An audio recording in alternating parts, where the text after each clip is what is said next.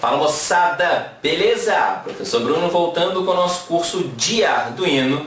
Aula de hoje, aula 12, nós vamos continuar falando sobre a função map. Na aula passada, nós utilizamos a função map para correlacionar o valor de entrada de uma porta analógica com o valor de saída em uma porta PWM. Caso você tenha perdido essa aula, o link está aqui no card. Nessa aula nós vimos que as portas analógicas elas geram valores decimais de 0 a 1023 que são diretamente relacionados com 0 volts e 5 volts. Se entra 0 volts, sai um decimal 0. Se entra 5 volts, sai um decimal 1023. Na aula de hoje, então, você vai aprender a função map do Arduino mais detalhadamente. E por que eu estou voltando no assunto de map? Porque é uma função extremamente útil que facilita a nossa vida e nós vamos precisar muito em alguns projetos que nós vamos desenvolver aqui dentro do curso. E você não é inscrito ainda no nosso canal? Então se inscreva agora, clique no sininho para não perder mais nenhum vídeo, clica no joinha porque é isso que ajuda, na verdade aparece o joinha aqui, mas o joinha é aqui embaixo, tá? Então clica no joinha para ajudar, segue a gente nas nossas redes sociais, os endereços sempre aparecem aí e estão na descrição do vídeo. E só um aviso, a aula de hoje ela é bastante teórica, porque a gente precisa desse momento parar um pouco na prática, falar um pouco sobre a teoria para a gente entender a função map. Eu sei que muita gente não gosta dessas aulas teóricas, mas não tem jeito. O processo de aprendizagem é assim. E aqui no CFB Cursos a gente tem compromisso com o seu aprendizado. Então deixa de preguiça, vamos para a vinheta para a gente entender mais sobre a função map. Roda aí!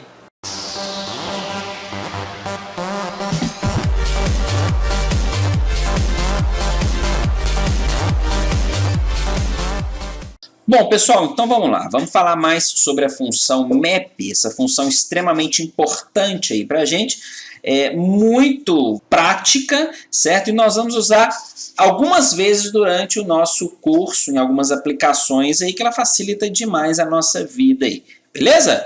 Bom, então para entender de vez sobre a função map, vamos dar uma olhada na sintaxe de definição da função. Olha só. A função, deixa eu mudar o apontador aqui, deixa eu colocar um ponteiro a laser.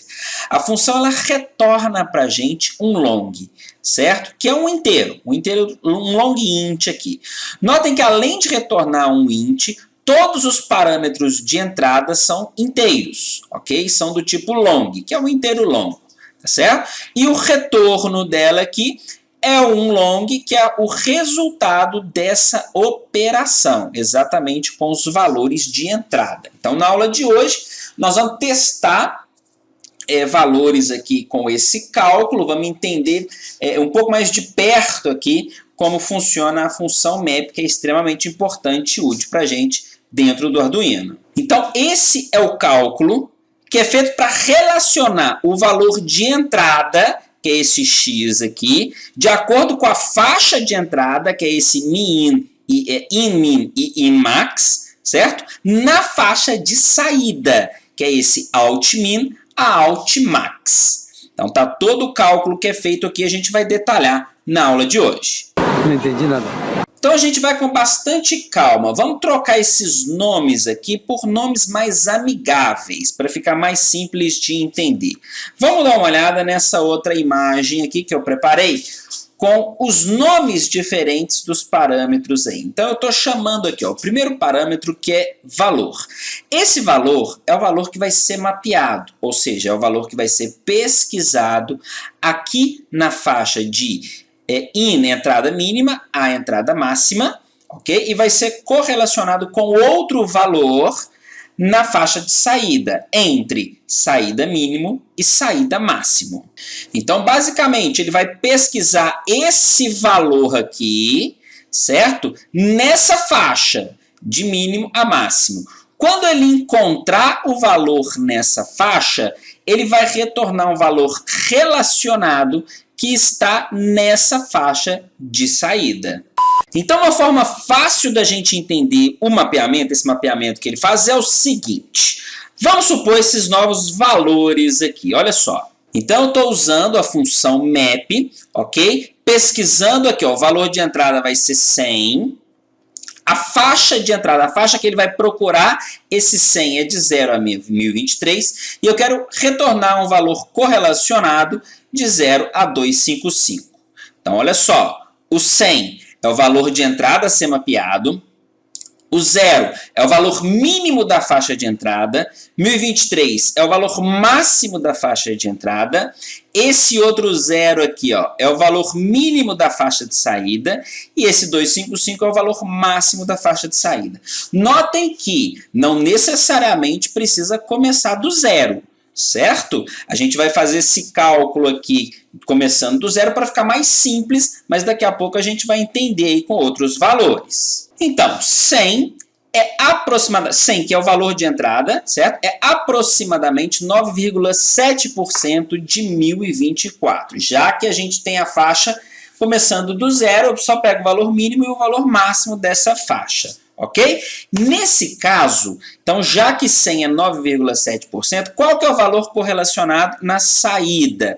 Basta eu pegar esse 9,7%, certo? E descobrir quanto ele é de 255. Fazendo o cálculo inverso aqui, ele é aproximadamente 24,9, que a gente arredonda para 25. Então, esse aqui vai ser o retorno da função map. Então, eu entro, falo, ó, estou entrando 100, a minha faixa é de 0 a 1023, a minha faixa de entrada, a minha faixa de saída é 0 a 255.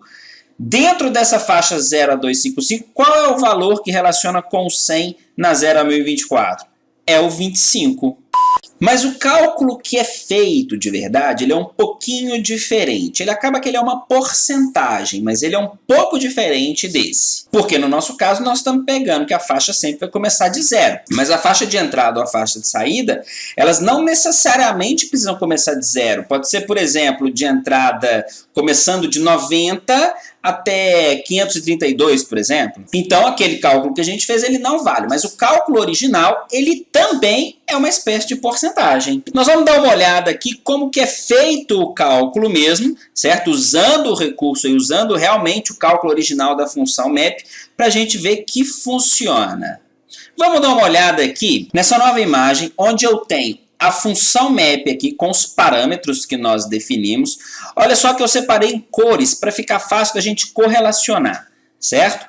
Os mesmos valores que nós usamos anteriormente, valor 0, entrada mínima 0, entrada, isso mesmo, entrada máxima 1023, saída mínima 0, saída máxima 255. Ok? Então, nota aqui que os parâmetros estão das mesmas cores aqui que as descrições na sintaxe. O cálculo interno da função é esse aqui, ó. Isso aqui é que a função faz e retorna o resultado para a gente. Vamos ver esse cálculo passo a passo aqui. Olha só. Então, com os valores aqui já prontinhos para a gente. Então, eu tenho 100 como valor de entrada, ok? 0, eu fiz aqui com 1024, mas você sabe que é 1023, tá certo? Só para eu não precisar fazer os slides todos novamente, mas o valor vai ser muito próximo de 1024 e 1023, tá ok? Então, olha só, tá aqui a nossa função com os parâmetros, tá aqui os valores aplicados à nossa função e aqui o cálculo que é feito. De acordo com a fórmula, eu substituí com os valores que nós estamos utilizando. Então, valor 100, certo? A faixa de entrada mínima, que é o valor mínimo de entrada, 0, ok? Só estou substituindo a fórmula pelos valores. A faixa de saída máxima, 255, tá aqui. Faixa de saída mínima, 0, tá aqui. Faixa de entrada máxima, aqui é 1023, eu acabei colocando 1024, certo? Mas dá para a gente calcular, o resultado vai ser muito próximo. E faixa de entrada mínima, que é 0, tá aqui. Mais, por último aqui, a faixa de saída mínima.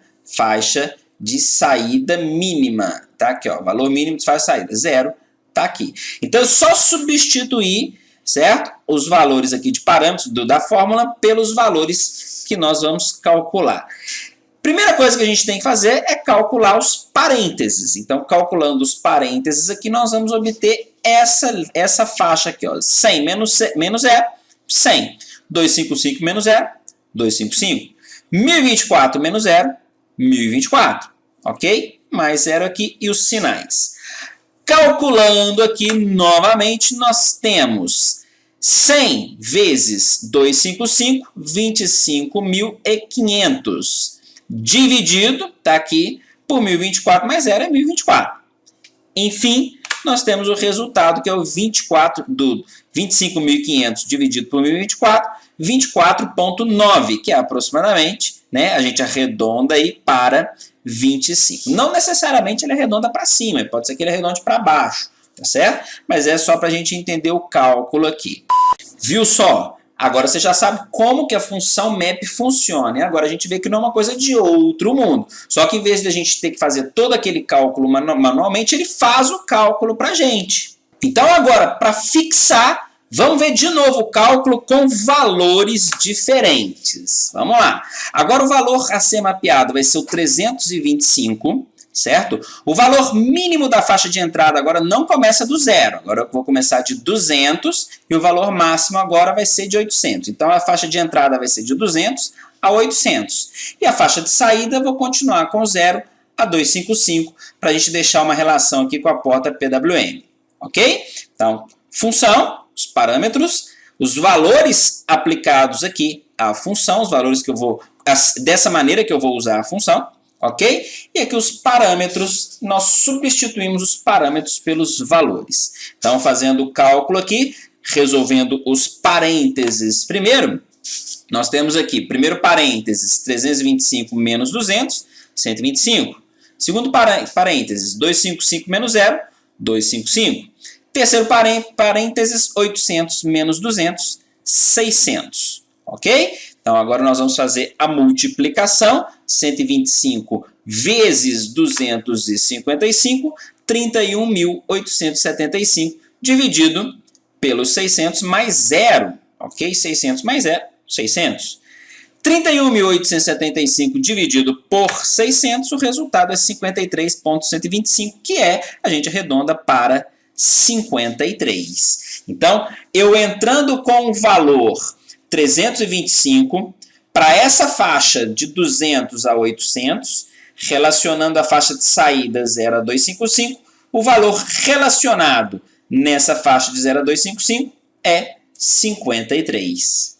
Então, só como último detalhe aqui, no valor de entrada, geralmente a gente não usa um valor fixo. Aqui nós vamos usar a entrada, por exemplo, de um sensor. Ok? Então eu posso utilizar, por exemplo, a entrada de um sensor fotoluminoso, de um sensor ultrassônico, de um sensor, enfim. Eu tenho várias opções de entrada que eu posso jogar aqui. Posso jogar a leitura de um sensor que está vindo de uma porta PWM ou uma porta analógica. Por exemplo, se eu tenho um sensor que está ligado, um sensor ultrassônico digital, certo? Que ele mede a distância aí de determinado objeto, por exemplo, da parede, a distância que ele está da parede, por exemplo. E eu quero tomar comportamentos de acordo com com faixas de distância. Suponhamos que eu quero dar aqui 4 comportamentos para esse sensor, com o objeto totalmente longe, certo?